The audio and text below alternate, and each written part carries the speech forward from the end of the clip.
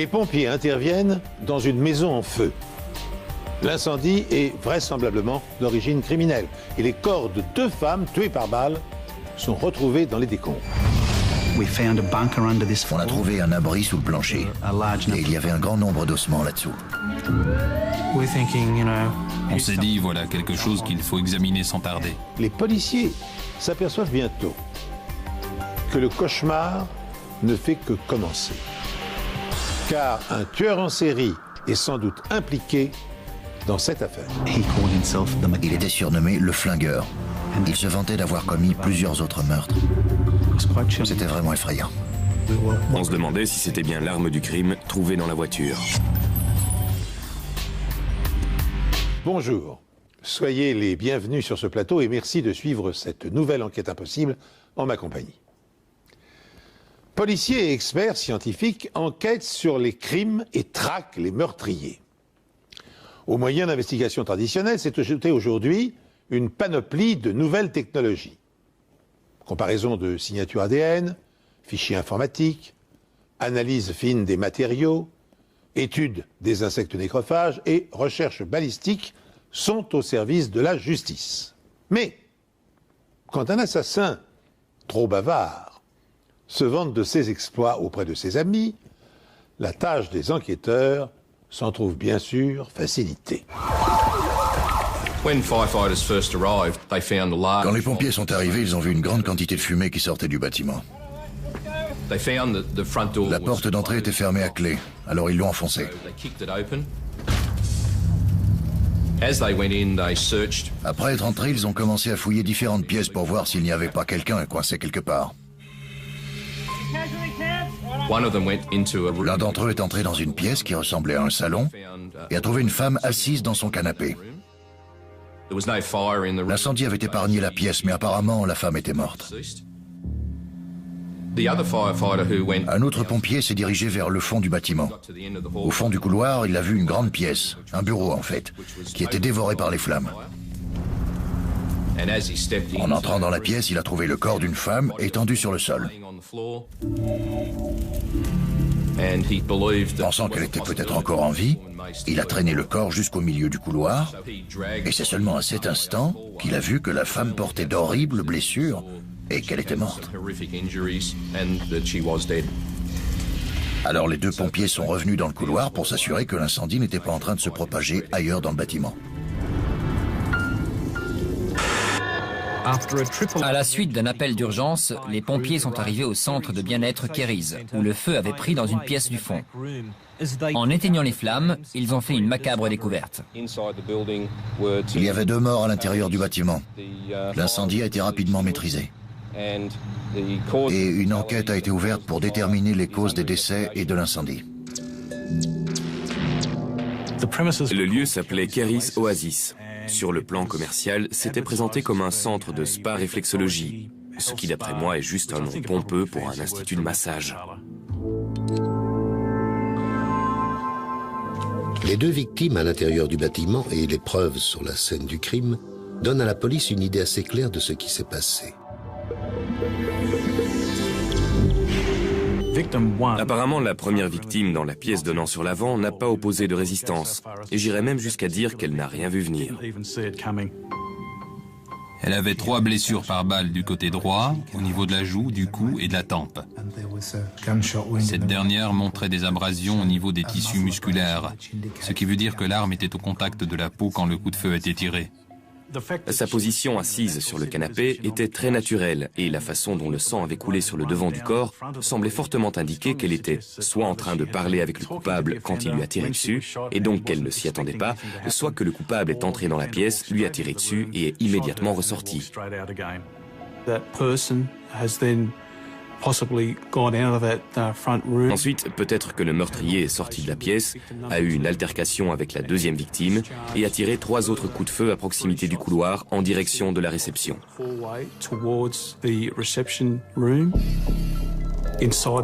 À la réception, il y avait des impacts de balles sur 2 des murs et un humidificateur avait également été traversé de part en part par ce qui semblait être une balle.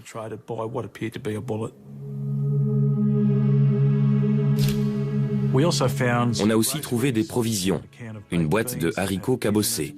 Il y avait un journal maculé de sang. On pouvait raisonnablement en déduire qu'il y avait eu des coups de feu ou qu'il s'était passé quelque chose dans cette pièce. Dans le couloir, il y avait des éclaboussures de sang sur les deux murs. Un distributeur d'eau réfrigérée avait été renversé, ce qui une fois encore laissait penser qu'il y avait eu une lutte dans le couloir. L'analyse superficielle de la scène de crime prouve que la seconde victime s'est sauvagement débattue avant d'être exécutée à bout portant. S'agit-il d'une tentative de braquage ou d'un règlement de compte? Son ou ses agresseurs étaient-ils des familiers des lieux? L'examen approfondi du cadavre va-t-il apporter des réponses à ces questions? Il y avait des coupures bien visibles sur le visage et le cou. Le visage présentait de très graves blessures, ce qui indique généralement que le meurtrier éprouvait une très forte aversion pour sa victime. Elle avait aussi une blessure par balle à l'œil droit et je pense que ça a certainement été le coup de feu fatal. Les deux victimes ont donc été achevées d'une balle à bout portant. Ça ressemble à une exécution.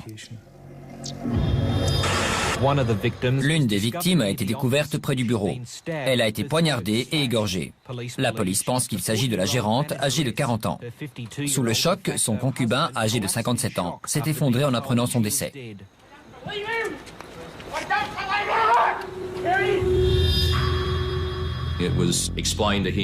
On lui a expliqué qu'il ne pouvait pas entrer car c'était une scène de crime. Et les pompiers ont dû le maîtriser pour l'empêcher d'entrer. À ce moment-là, il s'est effondré dans la rue et on a aussitôt appelé une ambulance pour s'occuper de lui. Alors qu'il est conduit à l'hôpital, des inspecteurs vont voir le véhicule qu'il a abandonné en pleine rue. Lorsqu'on a ouvert la porte coulissante du Tarago blanc, on a trouvé une carabine à levier de sous-garde avec une housse juste à côté de la portière. La housse était à moitié ouverte et il y avait du sang dessus et sur la doublure.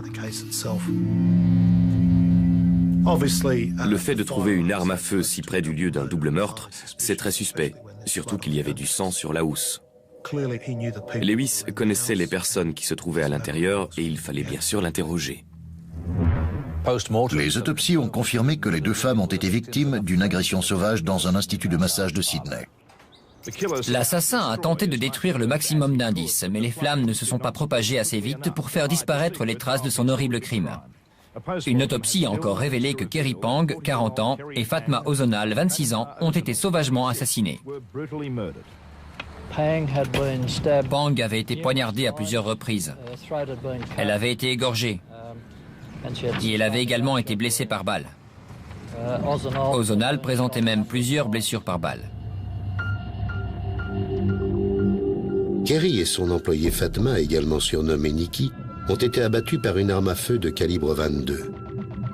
Alors, lorsque les inspecteurs découvrent une carabine du même calibre dans le fourgon du concubin de Kerry, ils n'ont d'autre choix que de l'interroger. Mark Lewis est sorti de l'hôpital où il a été soigné suite au choc émotionnel. Vous devez certainement être au courant maintenant que Kerry et son employé Nikki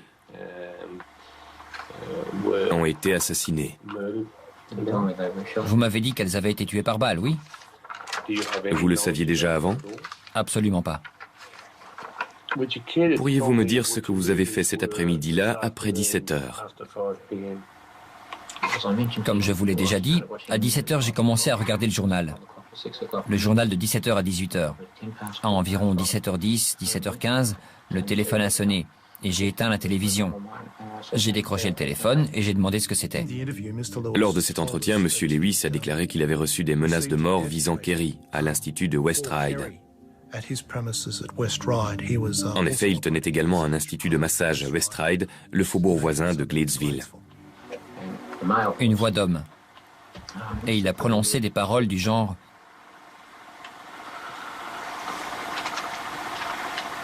Je vais tuer votre compagne. Elle ne mérite pas de vivre. » Quelque chose de ce genre. Et il a raccroché. J'étais en colère. J'ai raccroché aussi. J'ai cru que c'était une mauvaise blague. Et je n'y ai plus repensé. J'ai rallumé la télévision. Mais j'avais l'estomac un peu retourné. D'habitude, ce genre de blague au téléphone me laisse indifférent. Mais là, c'était la voix. Elle m'avait fait froid dans le dos.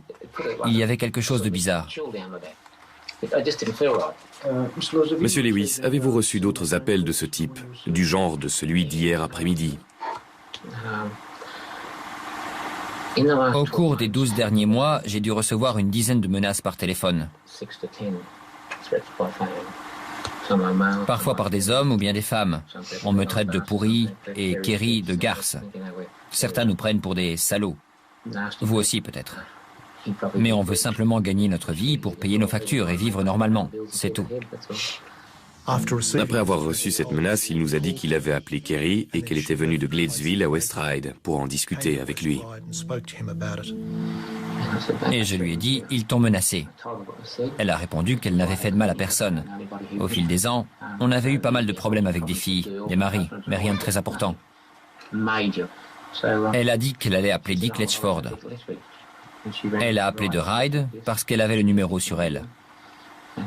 Ils lui ont dit qu'il était à Chatswood. Elle a répondu qu'elle lui avait pourtant laissé un message. Ensuite, Mark l'a raccompagné à l'Institut de Gladesville. On a roulé jusqu'à Gladesville et sur la route de Pittwater, il y a un petit magasin. On y est entrés tous les deux. Elle a fait le tour et elle a pris du pain de mie et quelques boîtes de conserve. Elle est montée dans sa voiture et moi dans la mienne. On a passé l'angle de la rue, on s'est garé et on a marché jusqu'à la porte d'entrée de l'Institut. D'après lui, il lui a souhaité bonne nuit et il est retourné à son salon de West Ryde. Vous vous rappelez quelle heure il était quand vous l'avez quitté? J'ai reçu l'appel de menace vers 17h15. Elle est arrivée vers 17h30, 17h45, je ne sais pas. Alors il devait être à peu près 18h15. Et ensuite, il est retourné à son salon de West Ryde, où il est arrivé aux alentours de 19h. On lui a aussi parlé de la carabine qu'on avait trouvée dans son Tarago. Pourriez-vous me donner une description de cette arme à feu? C'est une Winchester de calibre 22. Monsieur Lewis nous a dit que lorsqu'il a laissé Kerry devant son salon, elle a voulu prendre la carabine qui était à l'arrière du Tarago pour pouvoir se défendre. Je lui ai dit qu'elle n'avait pas besoin de carabine. Alors l'arme est restée par terre à l'arrière du fourgon. Pouvez-vous me dire combien de carabines 22 vous possédez? Je ne sais pas exactement. Peut-être 3, 4 ou 5. Je ne peux pas l'affirmer. Mark Lewis, le compagnon de l'une des victimes, possède plusieurs carabines de calibre 22 identiques à celles ayant servi à perpétrer le massacre. Une arme de ce type a été retrouvée à l'arrière de sa voiture. Et, fait plus troublant encore, de minuscules taches de sang sont visibles sur la housse de transport. Lewis est-il impliqué dans le double homicide? Pour le savoir, Ray Grima, l'expert en balistique, étudie au microscope les 8 douilles et les 4 balles retrouvées sur la scène de crime. Il constate qu'elles proviennent toutes de la même arme. Il teste ensuite les 8 carabines que possède Lewis. Les tests comparatifs vont-ils l'incriminer? Lors d'un test, on tire 3 balles avec chaque arme. De cette manière, on peut récupérer 3 balles et 3 douilles utilisées. Pour ça, on utilise une cuve d'eau située dans nos locaux.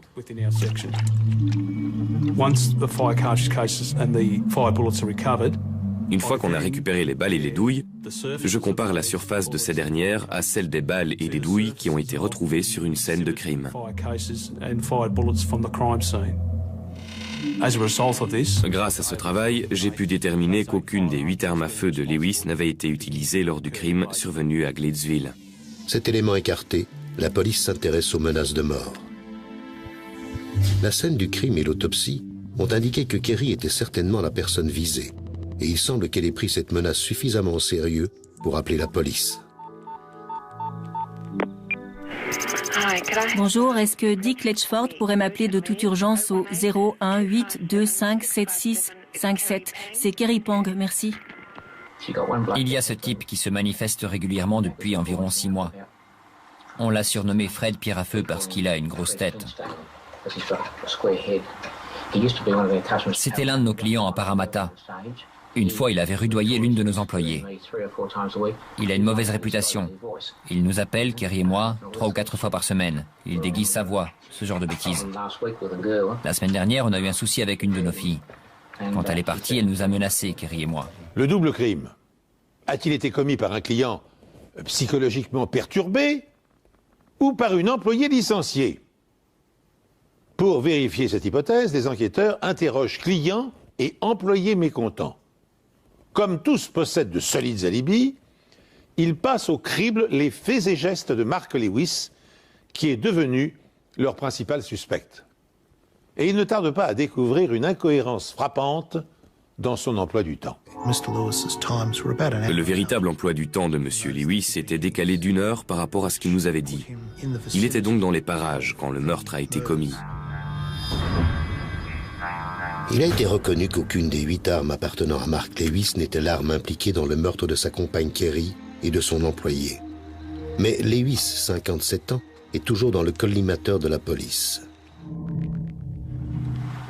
Pour commencer, pourriez-vous me parler de votre relation avec Kerry Pang?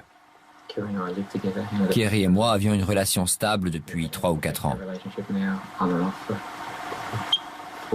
Il y a 3 ans et demi, je me suis séparé de ma femme après 32 ans de mariage. Depuis, Kerry et moi passions la plupart de notre temps ensemble, même si on vivait séparément. On dormait ensemble chez l'un ou chez l'autre. On a parlé à beaucoup d'amis et d'associés de Lewis et de Kerry Pang. Certains ont insinué que Kerry avait trompé Lewis. D'autres ont évoqué la jalousie pratiquement maladive de ce dernier. Il y avait sans aucun doute des problèmes d'ordre financier entre eux. Il y en avait aussi sur le plan professionnel. Leur relation n'était donc pas aussi sereine et tendre que M. Lewis l'a décrit durant son interrogatoire. La police décide de réétudier en détail sa version des événements. Vous vous rappelez quelle heure il était quand vous l'avez quitté? J'ai reçu l'appel de menace vers 17h15. Elle est arrivée vers 17h30, 17h45. Je ne sais pas. Alors il devait être à peu près 18h15. Effectivement, Kerry s'est bien rendue à son institut de massage de West Ryde où elle a passé cet appel à la police. Bonjour, est-ce que Dick Letchford pourrait m'appeler de toute urgence? C'est Kerry Pang, merci. Mais d'après le relevé des appels téléphoniques et le témoignage de l'une de ses employées, Kerry est arrivée à l'Institut vers 18h45 et non pas à 17h45 comme le prétend Lewis. Je ne me sentais pas dans mon assiette. Elle m'a proposé de ramener Chris à Gladesville et de fermer le salon de West Ryde. J'ai dit que c'était une bonne idée. Chris, l'employé de Mark Lewis, a décidé de rester. Elle a dit à la police que Lewis et Kerry sont partis dans des voitures séparées à 19h et que Kerry l'avait appelé juste avant d'arriver à l'Institut. Les relevés téléphoniques ont confirmé qu'il était alors 19h18. Vous vous rappelez quelle heure il était quand vous l'avez quitté? Il devait être à peu près 18h15. Seulement 12 minutes plus tard, les pompiers sont appelés sur les lieux. Kerry et son employé sont déjà mortes. D'après la déposition de Lewis, à 19h30, il était déjà de retour dans son salon de West Ryde depuis une demi-heure. Après avoir quitté Gladesville, où êtes-vous allé? Je suis rentré à West Ryde. D'après vous, vers quelle heure êtes-vous arrivé là-bas? Si je me souviens bien, comme j'ai écouté les infos, aux environs de 19h. Enfin, à 10 minutes près. La femme qui travaillait à l'Institut de massage de West Ryde avec Lewis cette nuit-là nous a dit qu'il était rentré à 20h de Kerry's Oasis. L'emploi du temps véritable de M. Lewis était décalé d'1 heure par rapport à ce qu'il nous avait dit. Il était donc dans les parages quand le double homicide a été commis.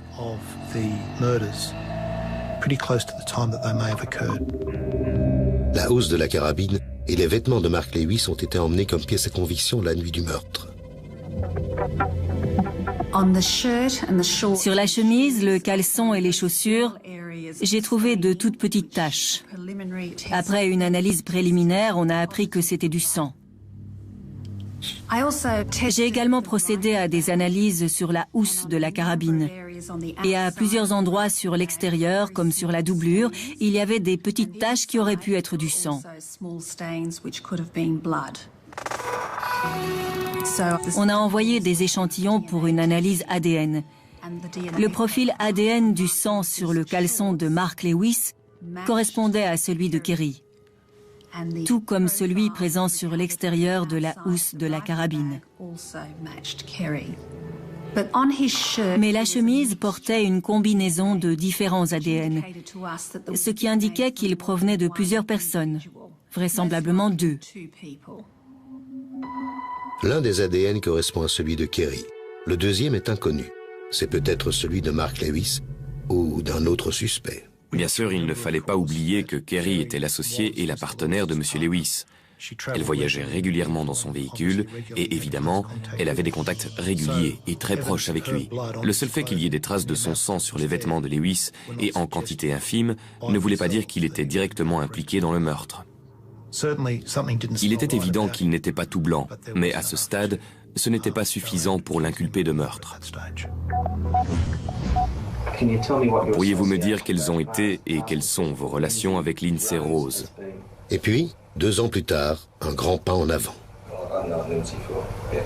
Ça fait 10 ans environ maintenant que je connais Lindsay. Quand je l'ai rencontré au début, on était copains pour les virer dans les bars. On avait un informateur en qui on avait confiance, dont on savait qu'il nous donnait des informations fiables. Et il nous a dit qu'au cours d'une conversation avec Lindsay Rose, il lui avait dit qu'il avait commis plusieurs meurtres. En entrant le nom de Lindsay Rose dans leur base de données, les policiers découvrent que l'homme âgé de 41 ans n'est l'auteur que de délits mineurs. Néanmoins, selon leur informateur, Rose se serait vanté dans un pub d'avoir commis un double meurtre le jour de la Saint-Valentin. Cette information stupéfiante relance complètement l'enquête.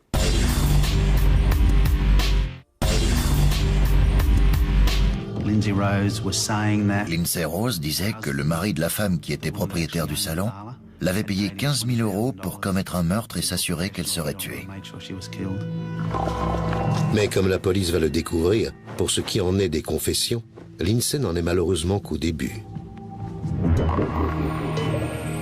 La nouvelle unité spéciale Yandi a été mise en place pour réexaminer un certain nombre de meurtres non résolus en Nouvelle-Galles du Sud. Les résultats de leur investigation les amènent à une affaire en particulier.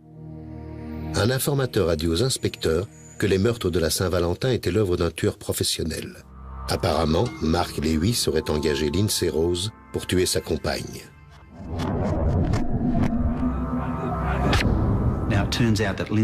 On a découvert que Lindsay Rose et Mark Lewis s'entendaient plutôt bien. Ils avaient travaillé ensemble et étaient amis depuis des années. Mark Lewis possédait plusieurs entreprises et Lindsay Rose travaillait pour lui, pour des saisies immobilières et la sécurité. Une fois ce lien établi, la police sollicite de nouveau Mark Lewis. Il a refusé tout interrogatoire, il ne voulait répondre à aucune question. Si la police veut prouver que Mark Lewis a engagé un tueur à gages, elle doit prouver que Lindsay Rose était sur les lieux du crime. Les preuves physiques qui ont été conservées sont réexaminées, à commencer par la chemise de Mark Lewis, portant des traces de différents ADN. On ne pouvait pas écarter l'idée que le sang sur sa chemise pouvait être celui de Lindsay Rose. La lutte avec la victime, Kerry, avait été très violente. Il fallait qu'on sache quel était le groupe sanguin de Rose. On a fait des recherches et finalement on a trouvé que le groupe sanguin de Lindsay Rose était AB négatif. C'est un groupe sanguin très très rare. Ce groupe sanguin ne figure pas dans les différents ADN sur la chemise. Mais les résultats sur le plan balistique sont plus probants. L'informateur nous avait dit que Lindsay lui avait donné l'arme et qu'il l'avait revendue à un ami qui en voulait une pour sa protection. Il nous a dit qui était cette personne, on a effectué une perquisition chez lui et on a trouvé un pistolet de tir sur cible avec un silencieux maison. On a fait des analyses balistiques dessus, mais elles n'ont rien donné de concluant. Les experts ont seulement pu dire que c'était une arme similaire à celle du crime, mais sans pouvoir prouver indiscutablement que c'était celle-là. Ensuite, on s'est intéressé à la plaquette de nez des lunettes qui avaient été retrouvées sur la scène du crime. Cet objet minuscule mais d'importance a été retrouvé dans le couloir devant la réception, là où la lutte armée avait eu lieu. Les lunettes de Mark Lewis étaient intactes ce soir-là, mais la police a maintenant un autre suspect. On savait que Lindsay Rose portait des lunettes. Comme on avait retrouvé une plaquette de nez sur les lieux, on était sûr qu'une paire de lunettes avait été abîmée. On a interrogé tous les opticiens du quartier où vivait Lindsay Rose. Et voilà, 3 jours après les meurtres, un opticien nous a donné la fiche d'une personne du nom de Lindsay Rose qui avait donné ses lunettes à réparer. La fiche portait une signature et c'était bien celle de Lindsay Rose. Ça n'avait pas l'air de grand-chose, mais quand on rassemble toutes les preuves, même minuscules, ça devient capital. On a fait venir Lindsay Rose pour l'interroger. Il a nié avoir une quelconque implication dans les meurtres. Il a dit qu'il était au courant, mais que c'était notre informateur qui avait commis les meurtres avec une autre personne du nom de Donnie. La police pense que son informateur n'a rien à voir là-dedans. Mais ce Donnie pourrait-il être autre chose qu'un nom? Lindsay Rose a-t-il fait une erreur et offert à la police un témoin clé? Lindsay se surnommait souvent le flingueur, un terme utilisé par le personnage de Charles Bronson dans un de ses films pour désigner un tueur à gages. Yeah, it's a shooter. A hitman. Dans le film, le flingueur avait un assistant et on a découvert que Lindsay se vantait d'avoir eu un assistant à ses côtés lors des meurtres.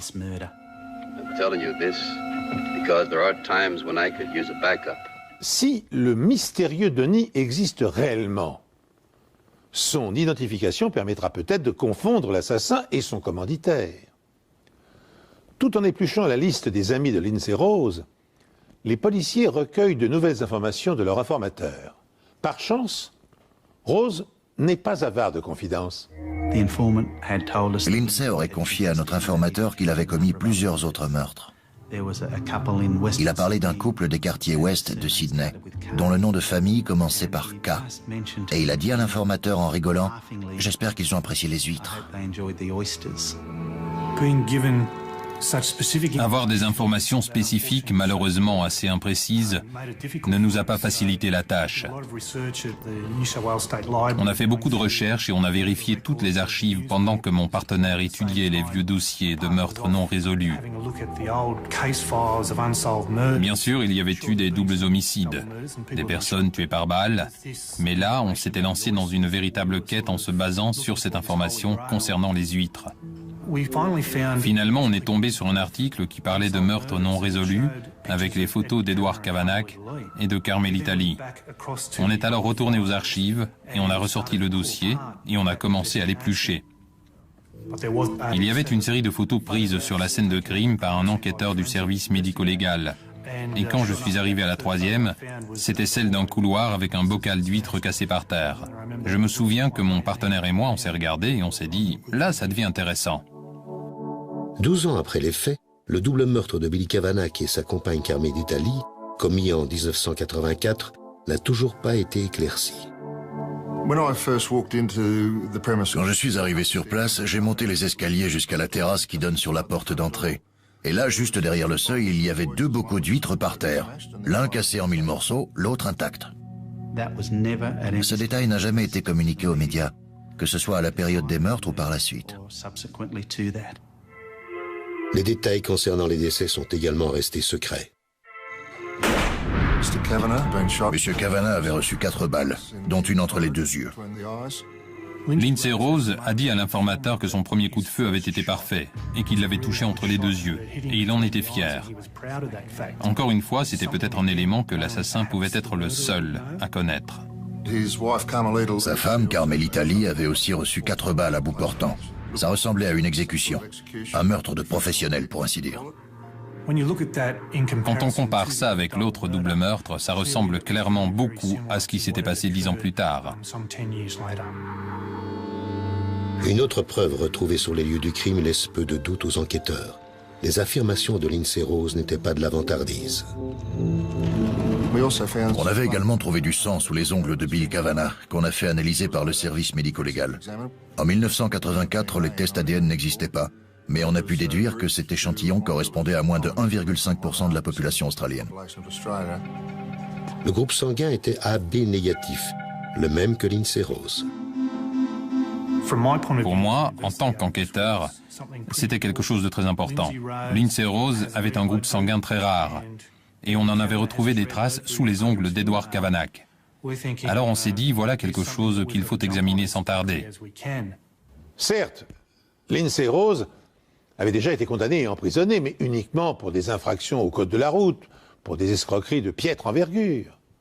Le petit délinquant est-il passé du côté du grand banditisme à l'insu de la police? S'est-il progressivement transformé en assassin multirécidiviste? C'est probable. C'est pourquoi les policiers décident sans tarder de procéder à son arrestation. On était dans le bureau de l'unité d'intervention avec le patron quand il a reçu un appel des agents chargés de la surveillance disant que Lindsay Rose avait apparemment réussi à leur filer sous le nez. On a tout de suite été très inquiets parce qu'il était aussi recherché par une autre unité pour un double meurtre. Et de notre côté, on avait aussi relancé une affaire et on le recherchait maintenant pour un cas très similaire. On était sidérés. On n'aurait jamais cru qu'il aurait pu fausser compagnie à nos collègues. Mais bon, personne n'est parfait. Il est entré dans le centre commercial, il est allé chez le coiffeur, s'est fait couper les cheveux et a fait une coloration. Il est passé de son roux naturel à châtain foncé. Il a retiré ses lunettes et a mis des lentilles de contact. Il a aussi changé de vêtements, puis il est ressorti et passé devant les agents de surveillance qui ne l'ont pas reconnu. Il fallait faire tout ce qui était en notre pouvoir pour le retrouver et le coincer. Rose étant en fuite, la traque de l'assistant du flingueur s'accélère. Les recherches approfondies ont finalement abouti à un nom. Voici Ronald Lewis Walters. L'assistant s'appelait Ronald Walters, mais on le surnommait Donnie. Tout le monde le connaissait sous ce nom-là. On l'a interrogé et il a avoué sa participation au meurtre. Pouvez-vous nous dire et nous montrer ce qui s'est passé ici le 14 février 1994? Ok, on est descendu de la voiture et on est venu jusqu'ici. Je suis allé à la porte. Qui ça, on? Moi et Lindsay Rose. Je suis allé à la porte et j'ai frappé. Lindsay se tenait à peu près ici. Donnie nous a dit qu'il ignorait complètement que Rose allait tuer quelqu'un. Il avait juste dit qu'il devait absolument entrer, que son visage était trop connu et qu'il lui donnerait 300 € s'il arrivait à se faire ouvrir la porte pour que lui puisse entrer après. Je suis entré. Et ensuite, qu'est-ce qui s'est passé? Une fille m'a laissé entrer. Elle a commencé à me parler des différents massages qu'il proposait et tout ça. Et que faisait Lindsay pendant ce temps? Il se tenait toujours là. Et puis il est entré et m'est passé devant avec son arme. Il s'attendait à ce que Kerry soit là et elle n'y était pas. Il y avait seulement une fille âgée d'une vingtaine d'années. Il l'a traînée de force dans ce couloir jusqu'à cette pièce. Il y avait un canapé ici où il l'a fait asseoir.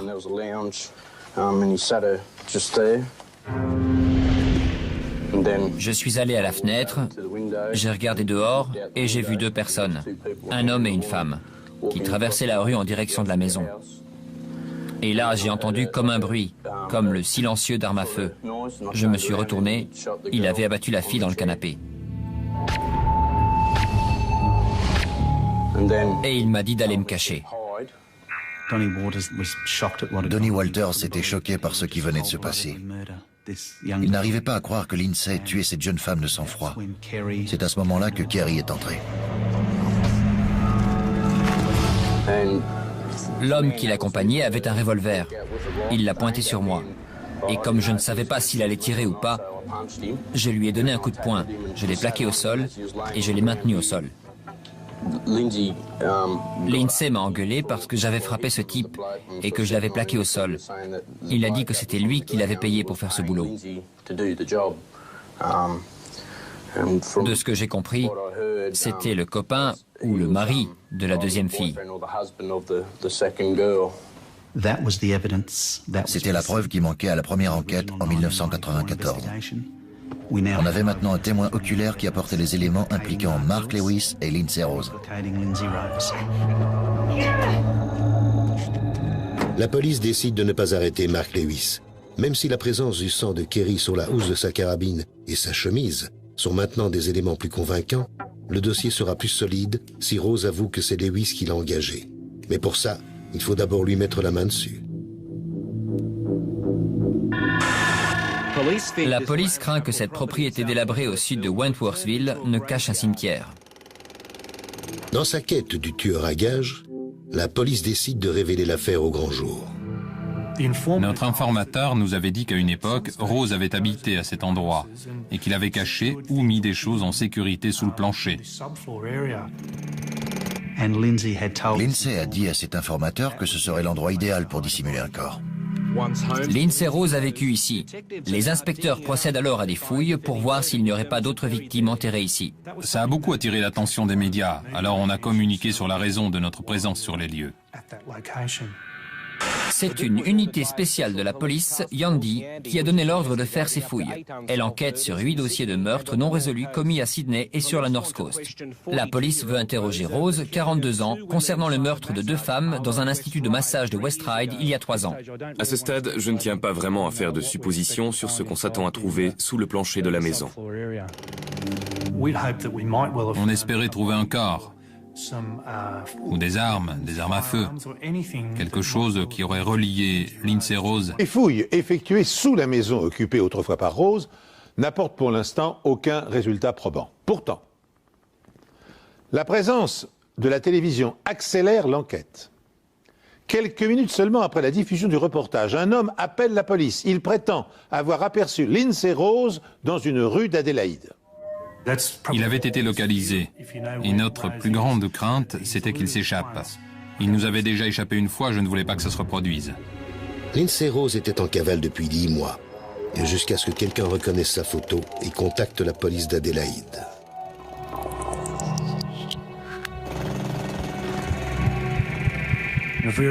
Très rapidement, les agents de la police d'Adélaïde ont réussi à repérer Rose et à l'identifier de manière formelle. Ils nous ont contactés pour nous dire « on le tient, quels sont les ordres ?» Et le patron, Rod Baker et moi-même, on leur a répondu « arrêtez-le immédiatement ».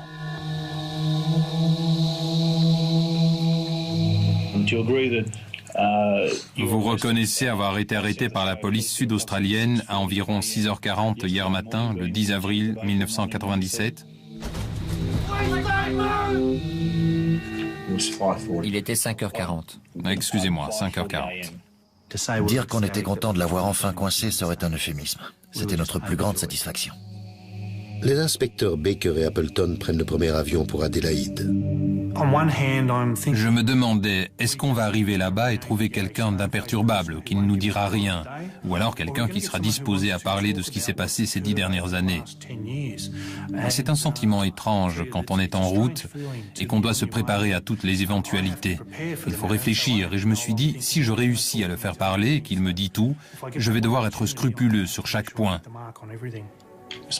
L'inspecteur Baker et moi-même enquêtons sur le meurtre d'Edward Kavanagh et Carmelita Lee à Hoxton Park aux environs du 20 janvier 1984. Pouvez-vous nous dire quoi que ce soit là-dessus? Oui, c'est moi. Je me suis dit, eh bien voilà, Lindsay Rose vient d'avouer le meurtre de Kavanagh et Lee. Il a dit ça de manière si directe et détachée. Oui, c'est moi, je les ai tués. Vous m'avez répondu tout à l'heure, c'est moi. Qu'est-ce que ça veut dire? Qu'est-ce que vous vouliez dire par là? Je suis allé chez lui et je l'ai tué. D'accord. La fille d'origine asiatique était là. Je l'ai ligotée et bâillonnée pour qu'elle ne fasse pas de bruit. Et j'ai attendu que Bill rentre chez lui. Qu'est-ce qui s'est passé quand Bill Kavanagh est rentré chez lui? Il a passé la porte, m'a vu là dans l'entrée et s'est arrêté. Et là, qu'est-ce qui s'est passé? Je lui ai tiré dessus. À quel endroit? Si je me souviens bien, je l'ai touché ici. Décrivez-moi ça, c'est où ici? Au milieu du front. D'accord. Qu'est-ce qui s'est passé quand il a été touché? Il a heurté la rambarde de la terrasse. En tombant, il a lâché 2 bocaux d'huîtres qui se sont fracassés par terre. Ces informations corroboraient celles que nous avions recueillies et celles réunies par les enquêteurs de la première enquête. Il ne faisait aucun doute que Lindsay était l'assassin. Le lendemain, on a interrogé Lindsay concernant les meurtres de la Saint-Valentin. Il a dit la vérité sur ce qui s'était passé sans hésitation. J'étais présent sur les lieux, en compagnie d'un type nommé Donnie. Et c'est moi qui ai commis les meurtres. Pourquoi avez-vous tiré sur Fatma Ozonal? Pour qu'elle ne nous cause pas d'ennui. Quand vous avez tiré, vous étiez conscient que vous pouviez la tuer? Oui. Ça vous posait un problème? Oui. Pourquoi? Parce qu'elle n'aurait pas dû se trouver là. Qu'est-ce qui s'est passé ensuite? Kerry est entrée. Mark était juste derrière elle. Il avait un revolver. Vous étiez surpris de voir Mark Lewis? Oui, il n'était pas censé venir. Qu'est-ce qui s'est passé alors? Il y a eu une grosse bagarre. Kerry criait. Mark aussi. Kerry se débattait pour m'échapper. Mark se battait avec moi. Et Donnie se battait avec tout le monde. J'ai sauté sur le type, je l'ai maintenu au sol et elle a couru le long du couloir jusqu'à cette pièce là-bas.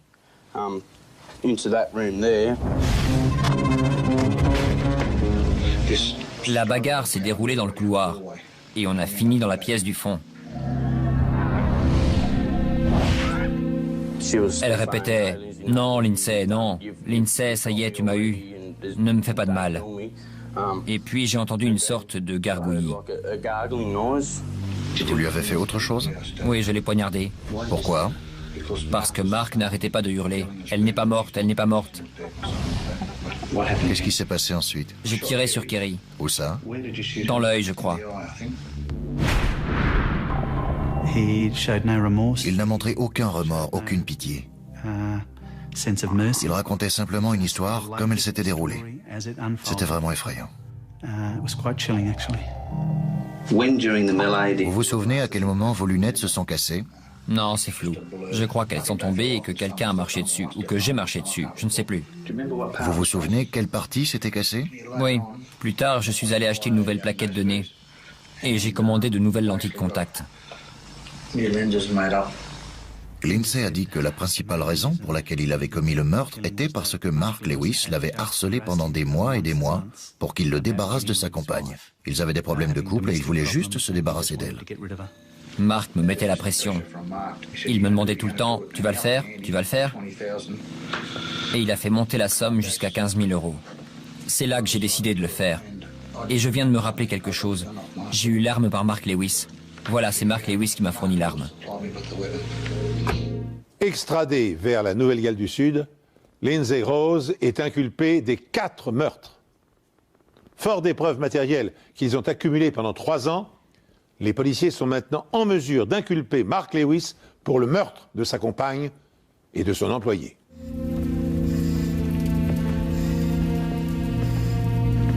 Le témoignage de Donnie Walters ainsi que l'ADN et les preuves scientifiques ont incité le jury à condamner Mark Lewis pour les 2 meurtres. Il a été condamné à la réclusion à perpétuité pour le meurtre de Kerry et à 18 ans de réclusion pour celui de Fatma. Mark Lewis est un calculateur, aussi cruel que Lindsay, mais davantage du genre lâche. Pas disposé à faire le sale boulot lui-même, mais content que quelqu'un d'autre le fasse à sa place.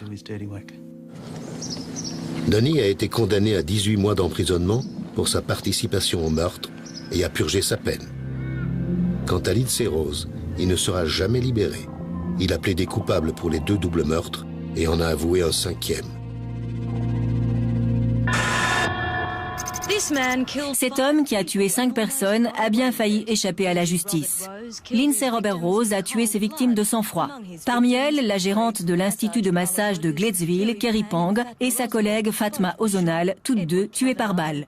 Edward Kavanagh et Carmelita Lee avaient été exécutés dans leur chambre à leur domicile de Hoxton Park. Mais l'agression la plus brutale de l'accusé est celle commise sur Lynette Holford, qui au cours d'un cambriolage raté a été frappée de 32 coups de couteau. En l'espace de 10 ans, 5 personnes sont mortes de la main de Lindsay Rose. Ironie du sort, l'accusé avait été autrefois secouriste ambulancier et il s'était héroïquement illustré lors de la catastrophe ferroviaire de Granville en 1977. À cette époque, un train avait heurté les piliers d'un pont et fait 83 morts. Il avait fallu beaucoup de bravoure pour fouiller les décombres à la recherche des corps.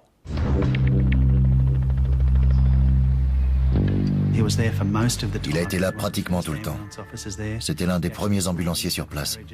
Il a rampé dans les wagons, aidé les gens, prié pour les victimes, réconforté les mourants. Il a été un véritable héros ce jour-là. Faire le rapprochement avec un tueur en série et la brutalité de ses meurtres est une chose qui défie l'entendement. Ainsi se termine la tragique épopée de l'assassin commanditaire, du tueur à gages et de son assistant. Ironie de l'histoire, sachez encore que Lindsay Rose et 7 autres condamnés se sont plaints de leurs conditions de détention dans le quartier de haute sécurité de leur prison. Selon eux, à travers des lettres acheminées clandestinement hors des murs, la suppression de la lumière du jour dans des cellules volontairement réfrigérées, la corruption généralisée et des abus physiques et mentaux auraient déjà conduit 2 détenus au suicide. Si la dignité humaine des prisonniers ne nous préoccupait pas tant, ces revendications pourraient prêter à sourire, car lorsqu'on est capable de tuer 5 personnes de sang-froid, il peut sembler dérisoire de se plaindre ensuite de l'inconfort de sa cellule. Cette émission est maintenant terminée. Je vous remercie de l'avoir suivie en ma compagnie et je vous donne rendez-vous prochainement sur cette antenne pour une nouvelle enquête impossible.